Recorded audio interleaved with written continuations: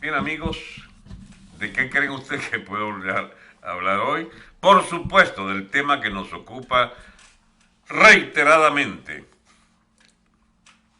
Milán. Una amiga de Milán está allí. Bien, amigos, estamos ya en los días en que va a producirse en los Estados Unidos una situación de no de crisis aguda del Estado americano, sino de una fórmula que habrán conseguido para evitar esa crisis mayor y reencaminar la República Norteamericana a una mayor estabilidad de la que ha tenido por décadas.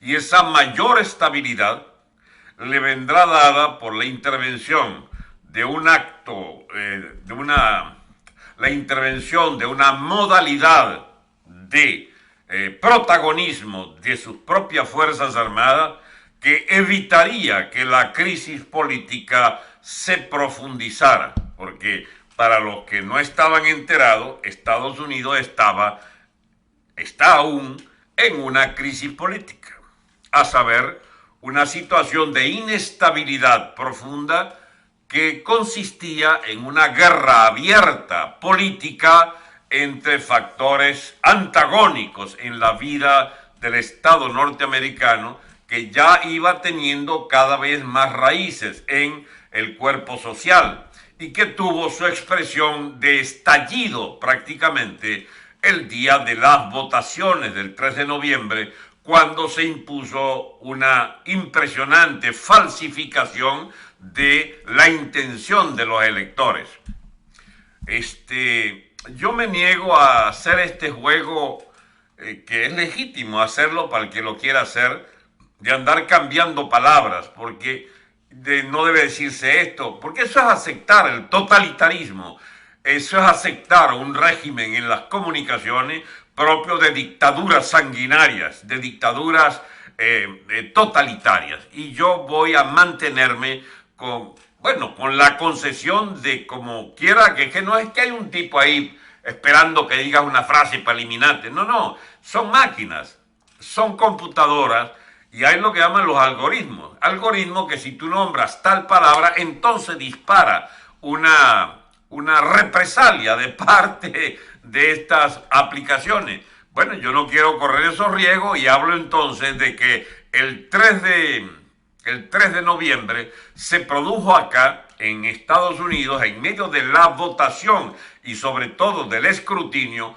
un colosal proceso de falsificación de las intenciones de los electores, y más aún se produjo una contabilidad absolutamente adulterada, la falacia completa. Y eso ocurrió por muchas vías, pero en particular hay una que es fácil demostrarla, que es fácil detectarla, y es la operación por las máquinas de Dominion, de Smartmatic, de servidores colocados en Frankfurt, en Barcelona, al parecer también en Italia, en Pakistán, en Irán, no sé, en Caracas. Hay muchas pistas de a dónde llevan esos terminales donde había un dedito mágico que falsificaba y ponía los votos de uno a otro y los otros se los restaba, y entonces generaba la sensación de más o menos una votación muy pareja, pero donde al final siempre había el vencedor que querían esta gente. Bueno, esta gente tiene un poderío muy grande en los Estados Unidos, son parte fundamentalísima de lo que por fin podremos decir cosas abiertamente un poco más adelante, pero hasta ahora es evidente que se ha quedado al descubierto lo que se llamaba, en eso que se llamaban las teorías de conspiración, ha quedado al descubierto lo que se llama el Estado profundo norteamericano. ¿Y qué es el Estado profundo? Bueno, hay entonces la evidencia de que cuando usted habla por las grandes redes, hay gente en estas grandes redes, propietarios de estas compañías millonarias, que Bueno, mis amigos, nada más y nada menos que en esas voluminosas cuentas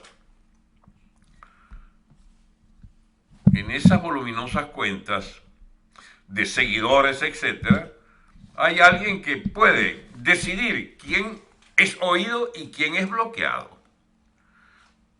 Que me hubieran bloqueado a mí, que me hubieran quitado, por ejemplo, mi 500.000 o más, casi 600.000 seguidores hace un año y medio, estando yo en España, no pasó nada, porque ¿a quién se va a importar? ¿Quién le va a importar a un venezolano armador de líos, según ellos, que andaba? Solo que la acusación me pareció tan tonta que era irrelevante. Amigos abogados trataron de hacer algo, nada, no, ni siquiera te escuchan. Se me catalogó de islamófobo y entonces y de andar armando cosas a favor de Vox en España, y entonces me eliminaron mi cuenta. Bueno, pero cuando usted es presidente de los Estados Unidos, mi amigo, y le eliminan la cuenta y tiene 84 millones de seguidores, usted dice, a vaina, aquí hay una cosa rara. Entonces esta gente decide que hasta el presidente de la nación más poderosa del mundo no habla, no puede expresarse. ¿Qué es eso? Bueno, ese es el estado profundo. Así es, por fin se vio a las claras quiénes eran los del estado profundo. Se vio en el mecanismo de las elecciones. Se ve, por ejemplo, cuando existe un fraude evidente y entonces le dicen, hey, aquí hay una falsificación. No, no hay. Denuncio entonces ante la corte provincial o regional allí de tal estado, y dice, no, no hay, no, eso no es verdad. Ya va, pero es que acabo de constatar que hay esta estafa. No, no existe tal estafa, no nos interesa, no podemos pronunciarnos. Y entonces subes, y cuando subes a la máxima instancia y mandas centenares de casos para que decida el Tribunal Supremo de este país, y el propio Tribunal Supremo dice, no nos interesa, no intervenimos. Eso es el estado profundo.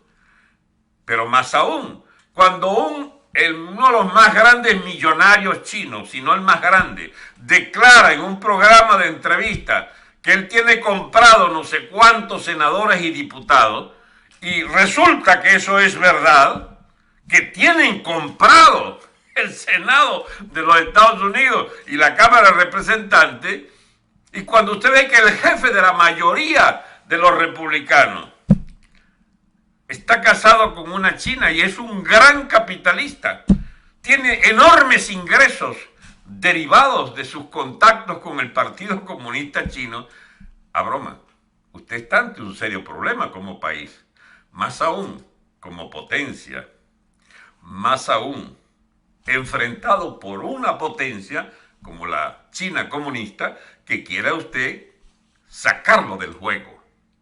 El estado profundo, mis amigos, son grandes compañías con una clase política servil, un aparato judicial servil y un aparato legislativo servil. Esa clase política toda, que se ha sucedido a lo largo de años y años, perfeccionando los mecanismos de corrupción, reventaron la República Norteamericana. La reventaron hasta un nivel que es ya irreconocible. En el país de las libertades irrestricta para opinar y escribir, hablar, la libertad de expresión en su máximo nivel, usted tiene que andar disimulando cada palabra que diga porque una computadora lo saca. Una computadora ordenada por alguien a sacarlo a usted de las redes si dice una frase que no les gusta a ellos que se diga. Entonces, ¿cómo es esta vaina? Bueno, mis amigos, el estado profundo venía imponiéndose y eso hubiera sido lo de menos, pero desataba guerras el estado profundo, desataba persecuciones y sobre todo que los partidarios y protegidos se hicieron dueños de las calles y montaron una organización terrorista en los propios Estados Unidos para hacer terrorismo interno. Y una de sus consignas, por no hacer ese análisis en este momento que no me interesa, una de las consignas era que había que eliminar el presupuesto de las policías. Y hay ciudades, mis amigos, como Seattle, allá ¿cómo se llama? En la costa del Pacífico, que vive bajo la ley, como Caracas, bajo la ley de los colectivos, bajo la ley de las milicias chavistas, o del AMPA de Yuleisi, o del AMPA del Coqui. Eso existe en Estados Unidos. Hay ciudades que se han podrido bajo la administración del partido partidario del Estado Profundo. Y el candidato del Estado Profundo debía ganar entonces, porque tiene un hijo, o varios hijos y hermanos, que han venido siendo beneficiarios de colosales contratos con China y en colusión también con otros países como Ucrania. Amigos, el Estado Profundo tenía un candidato. El Estado Profundo tiene toda una legión de vagos y maleantes que en este país trataban de imponer la subversión masiva en las grandes ciudades que ellos controlan y donde hay una especie de estado de terror contra todo opositor. Pero también agarraron las redes, tienen la gran banca, tienen líneas aéreas bajo su control. Hay gente que ha empezado a echar para afuera cosas que uno ni se imaginaba. Entonces, ¿qué detectábamos nosotros? Uno, la República Norteamericana fue degenerando en un estado de partido, igual que los estados de partido como teníamos nosotros con ADI-COPEI y con el chavismo, que es un estado de partido, solo que en una fase ya degenerada completa. Muy bien. Estados de partido permitían que esas rivalidades de las dos grandes organizaciones, del bipartidismo en este caso, reinara con la mayor impunidad de sus negociados, de sus favorecidos, de la malversación de los presupuestos, de la utilización de los dineros públicos para preferir a sus grupos económicos privados. ¿Y qué más? Bueno, un estado de clientelas. Eso no es la República. La República es una administración absolutamente responsable ante los ciudadanos que la eligen. Esa perversión de la República Norteamericana que sí existió durante un siglo y medio, 2 siglos, y que degenera en las últimas décadas para convertirse en un estado de clientelas partidistas, eso es lo que venimos diciendo en la última etapa, cuando decidimos participar en el debate político norteamericano, en la medida en que este debate político es decisivo para nosotros como venezolanos, porque nuestra suerte como país está directamente ligada a lo que suceda esta semana en los Estados Unidos. Miren ustedes, si no me interesaba y si no les interesa a ustedes saber, como venezolanos, que son la inmensa mayoría de los que me escuchan, imagínense ustedes lo que nos interesa, porque aquí dependemos de lo que pase en Estados Unidos. Amigos, la perversión de la vida de la República, nosotros no es que no la viéramos, era que nos negábamos a extraer las conclusiones definitivas o las conclusiones más importantes de lo que implica para la realidad viviente, perceptible por nosotros, qué significaba esto. Nosotros manteníamos el criterio, fíjense ustedes que yo no estoy aquí en plan de autocrítica por haber hecho, yo no he hecho nada.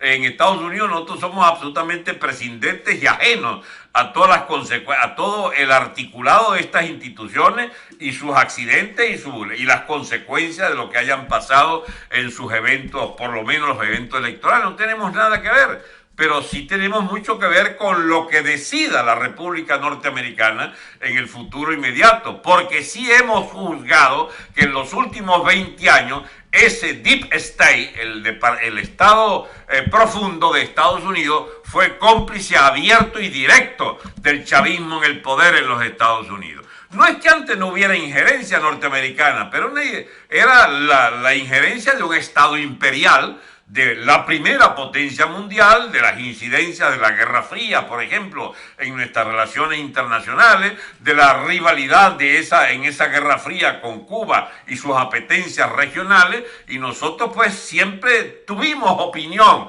respecto al curso de esas confrontaciones con la Cuba castrista o la injerencia rusa, etcétera, etcétera. Eso cambió, mis amigos, desde la llegada de Chávez al poder. Se transformó en un problema mayor para nosotros la conversión del Estado norteamericano, por lo menos desde la administración Clinton, seguramente de la administración Clinton para acá, en un Estado manejado por el llamado Estado profundo, por una élite de poder que progresivamente fue ganando un espacio cada vez mayor en la determinación de la política exterior y que llevó a Estados Unidos a 10, 15 guerras y a intervenciones masivas en otros países, al punto que comenzó a ser un gravísimo problema para la economía norteamericana y para el mundo entero, esa especie de irresponsabilidad con la que se despachaba Estados Unidos meterse en cuanto conflicto se le ocurriera en el mundo entero. Y bien, mis amigos, el Estado profundo en los últimos 20 años a nosotros nos descuartizó como nación. Y entonces nosotros hemos tomado partido contra ese Estado profundo norteamericano y empezamos a darnos cuenta desde la articulación de una concepción sobre estos problemas de Venezuela. Entonces progresivamente empezamos a entender que aquello no solo no es una república sana y una república imparcial, ni mucho menos, sino que había perversiones en la República Norteamericana. Y solo ahora pudimos, enfrentados a los hechos y pasados por el tamiz del examen de lo que habría que analizar en estas elecciones, entonces percibimos que vivíamos, yo no decía engañados, porque esencialmente no nos metíamos en ese tipo de análisis. No nos metíamos, les juro, yo no había estudiado este tema antes, ni andaba en mi interés andarme pronunciando sobre estas cosas hasta que vi que nos afectaban directamente. La primera gran duda que existe para mí es cuando el Departamento de Estado sí se mete en Venezuela, pero se mete del lado de una dirección podrida y vendida como la de la MUD, con la que pretende adversarse a un chavismo que es abiertamente enemigo de la política de Estados Unidos, de los intereses norteamericanos. Entonces no ceso de preguntarme, pero ¿por qué estos apoyan a los sinvergüenzas de la MUD? ¿Por qué los apoyan? Y cuando hasta el propio Trump se hace beligerante y apoya al tal Guaidó, después me enteré que era una rivalidad entre el Partido Demócrata y el Partido Republicano, que la Pelosi y el Partido Demócrata aspiraban traer a Guaidó para investirlo en el Congreso de una especie de ícono de la democracia venezolana, sabiendo que es un tipo muy manejable con la MUD, que es un puño de sátrapas de intereses malsanos de la burguesía corrupta venezolana. Y entonces, como Trump se enteró, no, vamos a dar entonces beligerancia al tal Guaidó, y empezó las rivalidades. Pero cuando usted ve al señor Bolton, que es un tipo agente de intereses para mí muy oscuro, que entonces empieza a negociar que si ¿cómo se llaman? Las cartas de la deuda de PDVSA y la Citgo, la propiedad Citgo, y toda esa cosa repartiéndosela allí con los intereses que representa Becchio, Leopoldito y la MUD y el Borges en Washington. Entonces uno empieza como a ponerse, con mucha sospecha sobre la propia diplomacia del Departamento de Estado. Y descubrimos que hay una continuidad con Shannon, y descubrimos, no porque no fuera evidente, es que no teníamos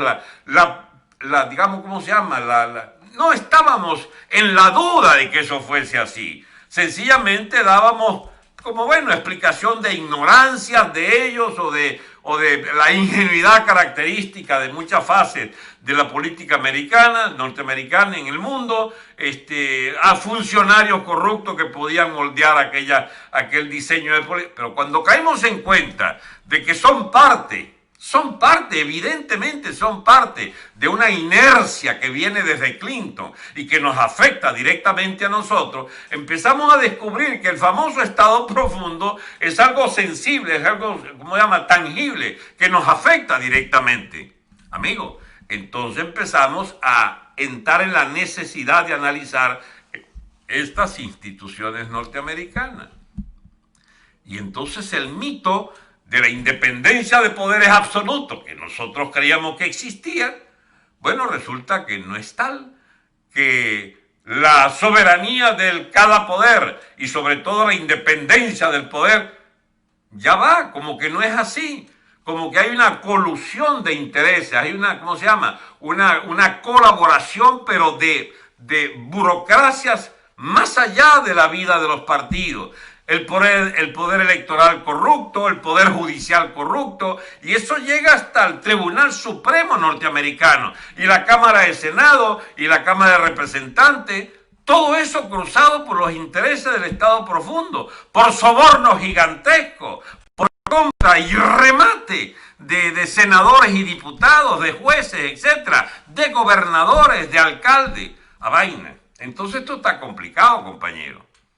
Empezamos a entender que, echando para atrás la película, aquí hubo un cataclismo político contra el bipartidismo, aunque pasó como agachado, como cimoso entre todos los obstáculos, que fue la candidatura de Trump. La candidatura, la victoria y la presidencia de Trump, que desde el primer día querían echarlo con el Russellgate, aquel, con la acusación de que habría sido un agente de Putin. O sea, ya va, este hombre tiene 4 años haciéndole la guerra. Desde el primer día le empezaron la guerra y no se la van a dejar de hacer hasta el último día. La tal Pelosi, el grupo de, digamos, de agentes directos de esta agencia organizada del crimen político, que es el famoso Estado profundo. El Estado profundo es mucho más complicado de lo que la gente se imagina.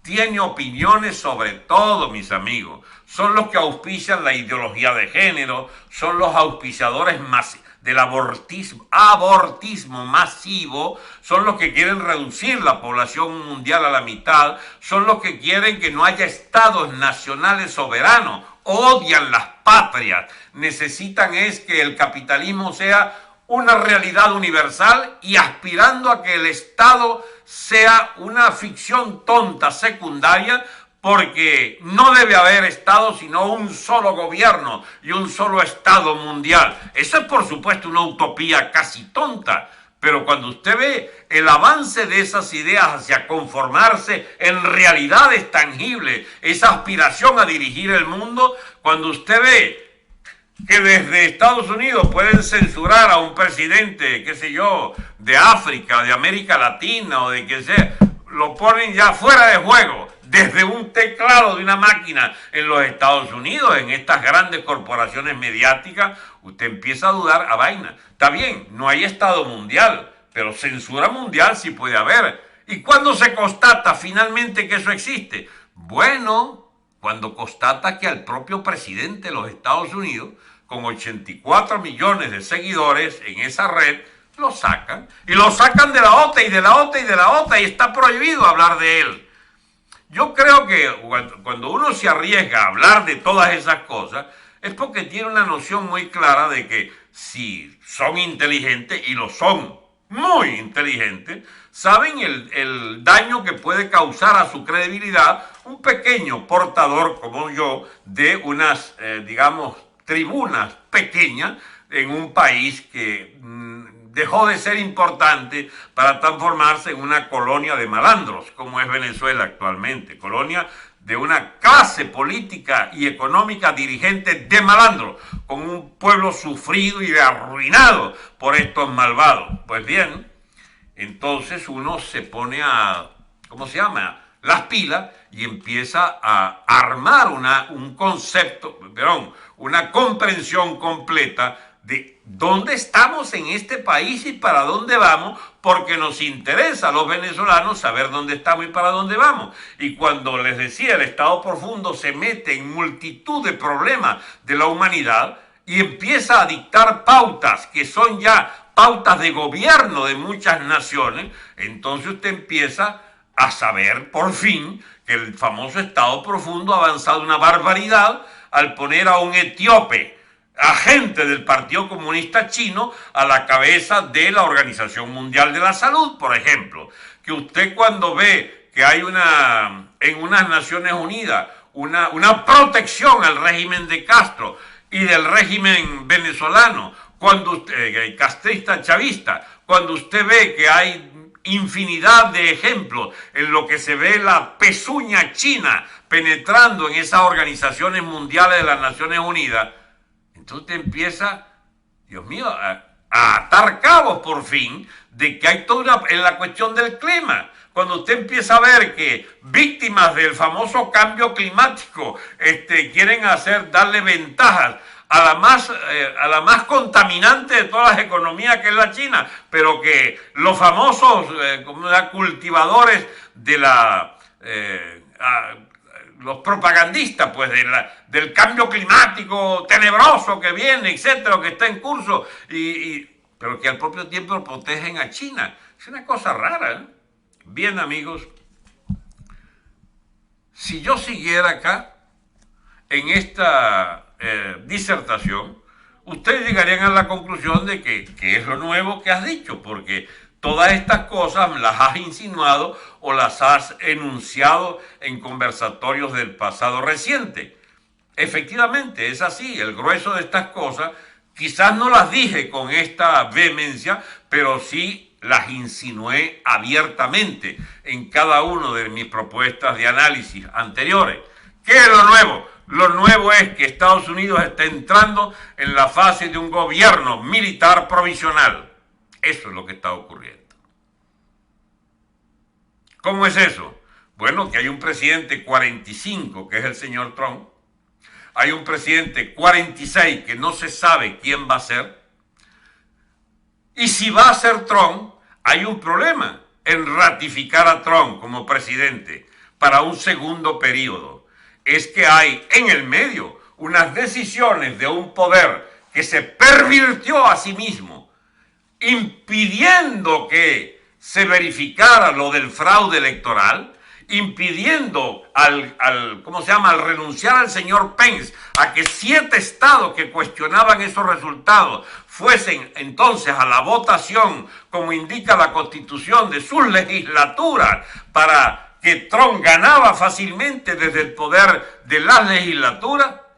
Al propiciar esas cámaras con la traición del señor Pence, al propiciar que fuesen desestimadas centenares de pruebas sobre la falsificación de los resultados electorales y la promoción en ese acto del 3 de noviembre de una empresa colosal de estafa a la nación, cuando usted ven que entonces se produjo eso y las cámaras y la inhibición, por supuesto, del Poder Judicial, entonces, a vaina, usted dice, aquí hay una cosa ya, de hecho, de irreversible resultado, que hace imposible que el señor presidente 45 sea ratificado, pero es que para la sociedad norteamericana sí está claro que hubo una falsificación el 3. No la hay en la élite política que le ha capitulado al Estado profundo y a los grandes intereses que están detrás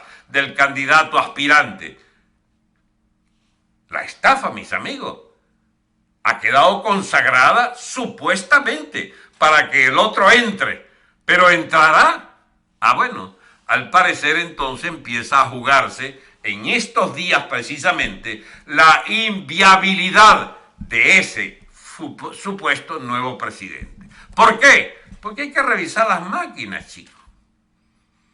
Hay que revisar las máquinas, incautar las máquinas y demostrar que las máquinas falsificaron el 3 de noviembre.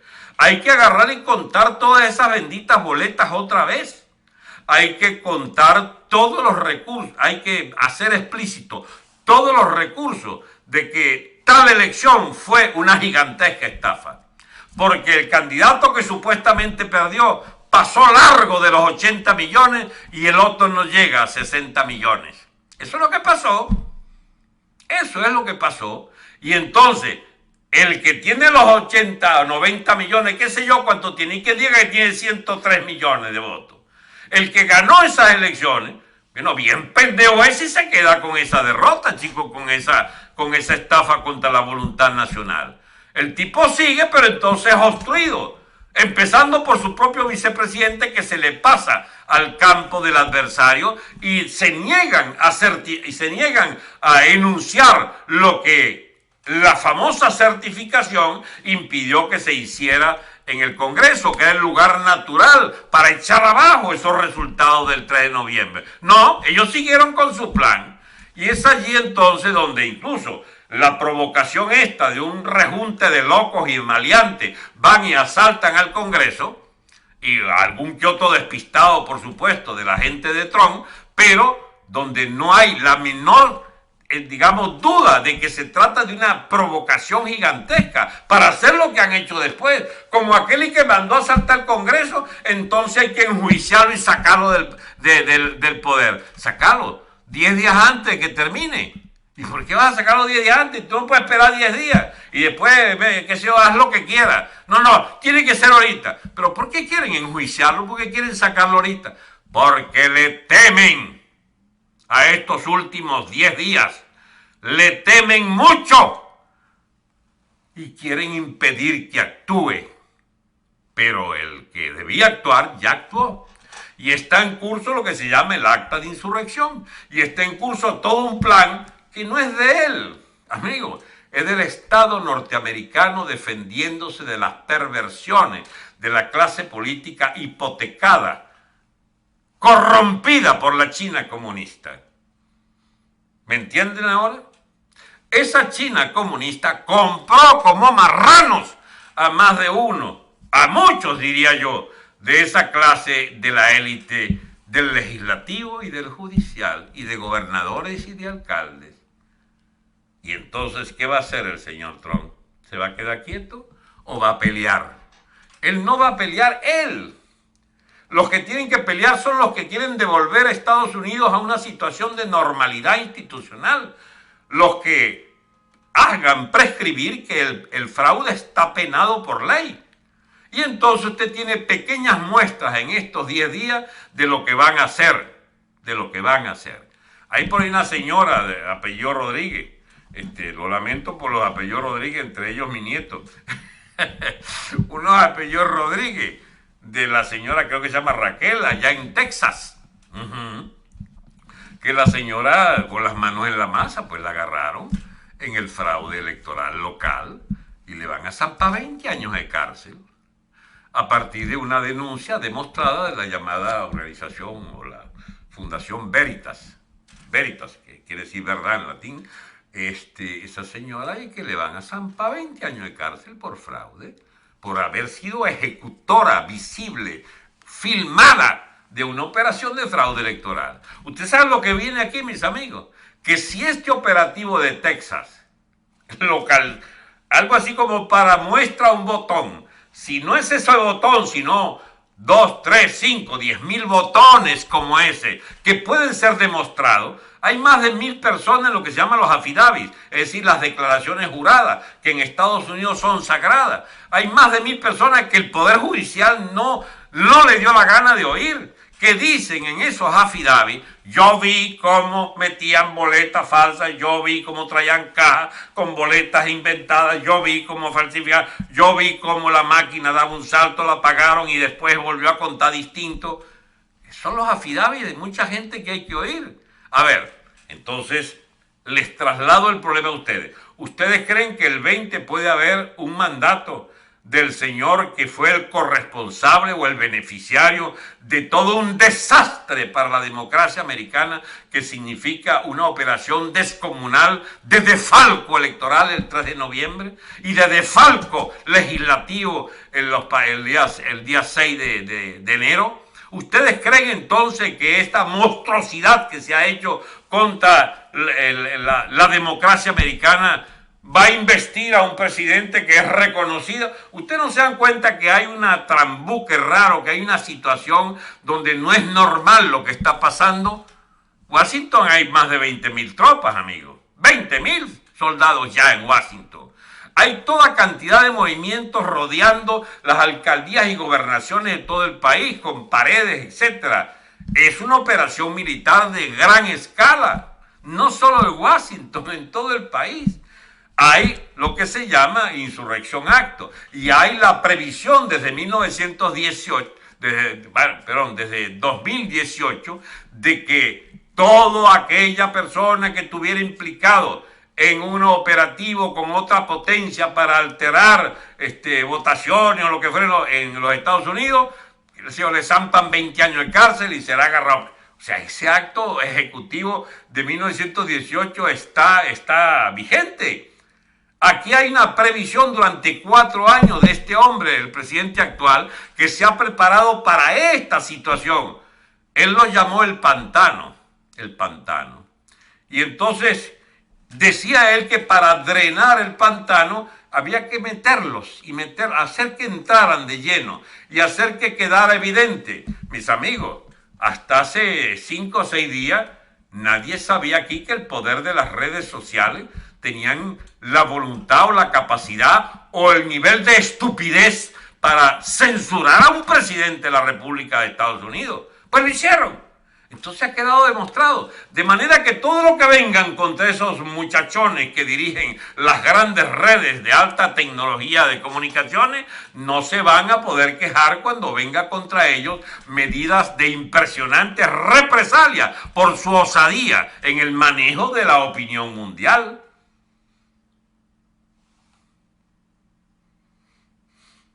Y que tienen muchos años efectivamente preparando esto, desde que mataron a Kennedy, se dice, como bien relata el amigo español allí. Amigos, aquí no viene el señor Biden a ocupar la presidencia el 20 de enero. No va a ser así. Y si lo es, entonces empezó otra vaina que uno no sabe. A ver, sé menos entonces lo que ocurriría si ese señor se encarga de la presidencia. Porque se encarga el ejecutor final de una trama de poder ajeno por completo a la voluntad del pueblo norteamericano y a la voluntad de la élite sana que queda en los Estados Unidos y que quiere que su país siga siendo una democracia donde nadie esté por encima de la ley. Y resulta que los niñatos estos de las redes ya se pusieron fuera de la ley y que ya puede falsificarse las elecciones y no pasa nada. De que usted puede hacer fraude electrónico con máquina y poner a votar el otro por el otro y cambiar los votos y eso no pasa nada. ¿Y qué es esa vaina? Bueno, mi amigo, eso es lo que se va a corregir. ¿Y cómo se corrige? A vaina. No hay precedentes. No hay. Eso no está en la Constitución. ¿Qué se hace? Si hay cosas que están en esa Constitución, como el acta de, ¿cómo se llama?, de la rebelión, los estados de emergencia, hay la ley marcial. ¿Cómo se puede incautar todas esas máquinas de votación y de verdad jurungar dónde estuvo? Porque todas esas máquinas tienen memoria, por supuesto. Y hay la memoria del propio Internet que tienes que averiguar. Si jueces militares toman bajo su control todo ese aparataje de las elecciones, porque eso ya se está probado que por jurisdicción civil no paró en nada. No paró en nada. Usted tiene que, digamos, tomar en cuenta, señores gobernadores, que prohijaron esos fraudes en algunos estados, o en muchos, no sé cuántos, alcaldes con sus narizotas metidas en este asunto.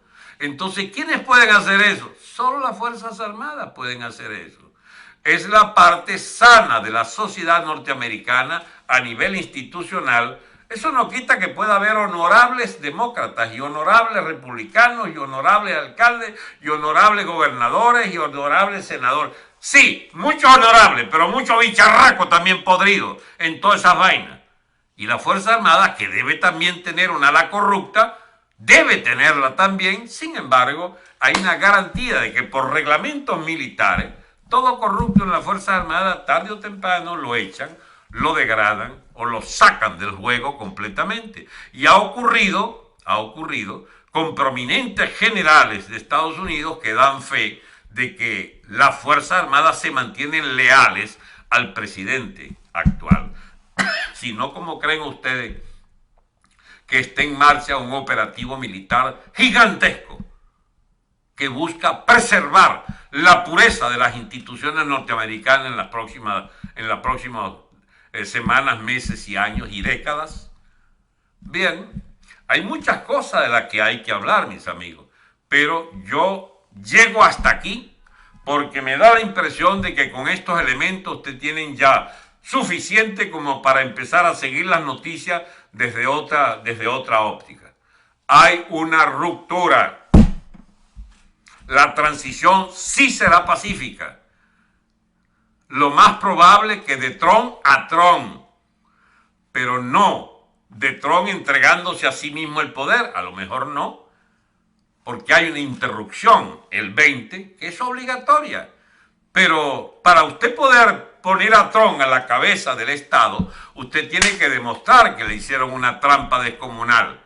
Me imagino que el propio Trump será el primer interesado en que un poder especial, cortes militares, administración, no sé, de un triunvirato civil, yo no sé cómo es que hacen ellos, porque esa vaina nosotros somos expertos en los países de bananeros, del tercer mundo, etcétera, cómo es que se hacen las interrupciones y cómo se reorganizan.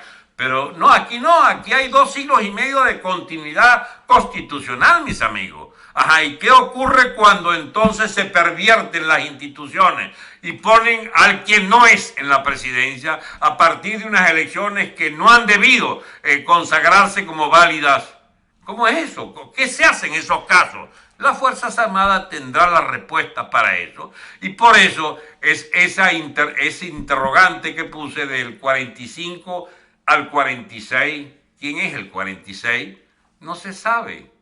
Los demócratas, por supuesto, y la opinión pública y las redes y los periódicos, todo ese conglomerado de sigüices del Estado profundo que ya dictaminaron que el señor demócrata era el presidente, ya ellos resolvieron que esto está resuelto. No, mis amigos, no está resuelto un carajo. Pero sí hay un problema. Del 45 que es Trump al 46 que no es el otro, el que supuestamente ganó pero que no ganó, ¿qué se hace en los Estados Unidos para que Trump recupere la presidencia que le ha sido birlada por una estafa gigantesca? Bueno, mis amigos, puede ser que las Fuerzas Armadas pidan un periodo, no sé, de 1 o 2 meses, donde Trump quizás puede seguir ejerciendo como lo que llaman gobierno en funciones, o sea, despacha asuntos corrientes, como está ahorita, despacha asuntos corrientes, etcétera. Pero entre los asuntos corrientes, por cierto, está lo de la movilización militar actual, que la ordenó fue él. Porque nada se mueve en las Fuerzas Armadas sin la intervención de la autoridad presidencial. Y la autoridad presidencial ha preparado todo esto que está viéndose en los Estados Unidos de una gran y colosal, preventiva articulación institucional para impedir que se lleve a cabo la continuación del fraude institucional. Pero, ¿cuál va a ser la forma? ¿De quién a quién? Por eso titulaba, no sé en el Twitter esta mañana, yo ponía esta madrugada, ponía exactamente la frase de el régimen bipartidista en Estados Unidos está colapsado, viene ahora un nuevo régimen que refunda la república, porque no va a ser igual a los anteriores, a partir de una transición inesperada. Esto no se esperaba, fuerte pero tranquila. Aquí no se trata de un golpe, un bochinche, una vaina, una tiramentazón. No, mis amigos. Esto está bajo un orden impresionante, de una tranquilidad nunca vista, bajo control de las poderosísimas Fuerzas Armadas y Policiales de Estados Unidos. Transición tranquila va a haber, lo garantiza ese colosal aparato del Estado norteamericano.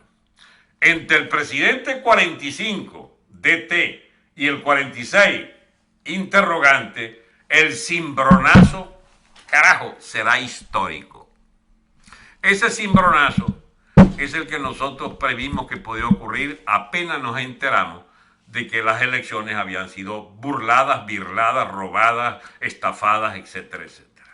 Y nos pusimos a oír entonces a mucha gente que ha seguido este tema con más propiedad que uno. Bien.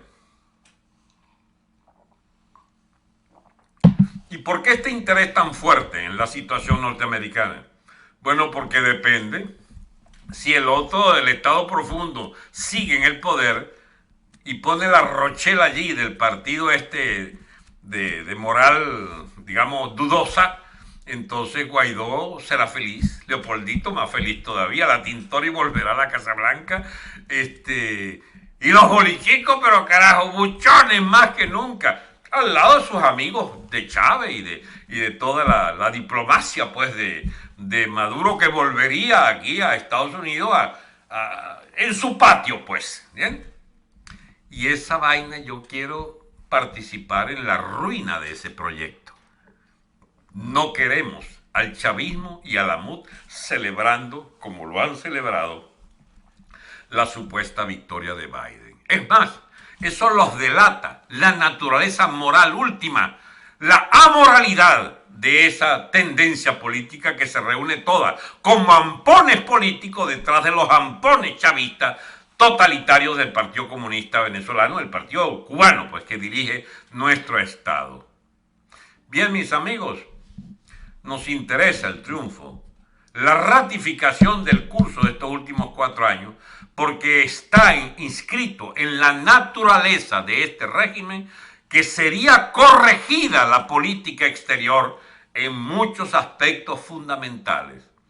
Este no es un hombre de guerras, este es un hombre de paz.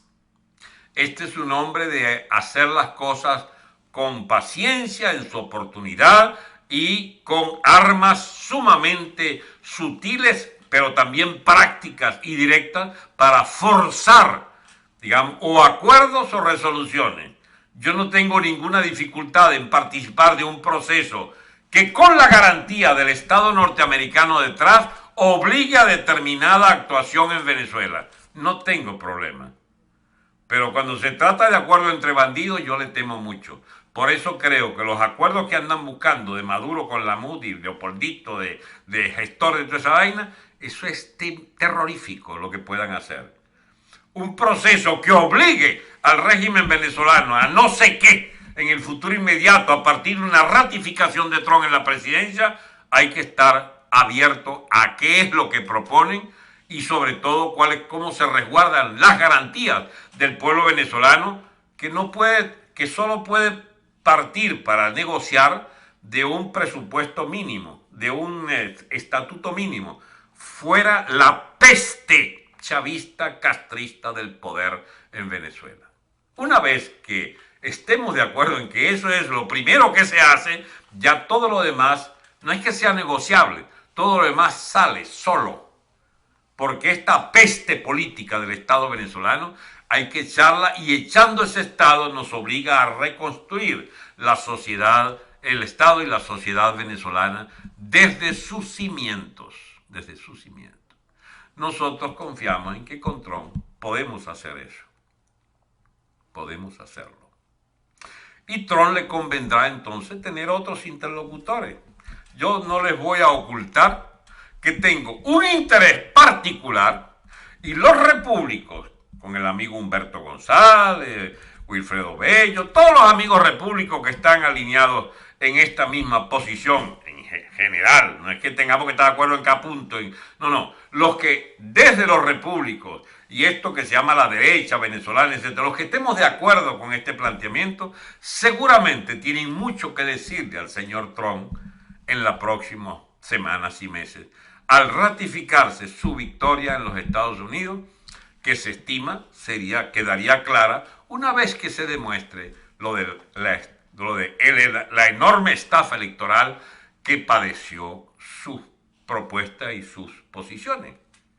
Una vez que eso se restituya, cuando se restituyan los derechos de este señor, y las instituciones vuelvan a reorganizarse, y eso, no sé, puede tardar 2, 3, 6 meses, no sé cuánto, nosotros seguramente tendremos una opción, si no la primera opción, por lo menos que tengamos la opción, para convencer a los norteamericanos de que está en su interés ayudar nuestro interés de ser portadores de una transformación profunda del Estado venezolano asociado al Estado norteamericano, a la economía norteamericana, a su moneda y a sus, digamos, disposiciones de interés común para el hemisferio, de la cual somos parte integrante.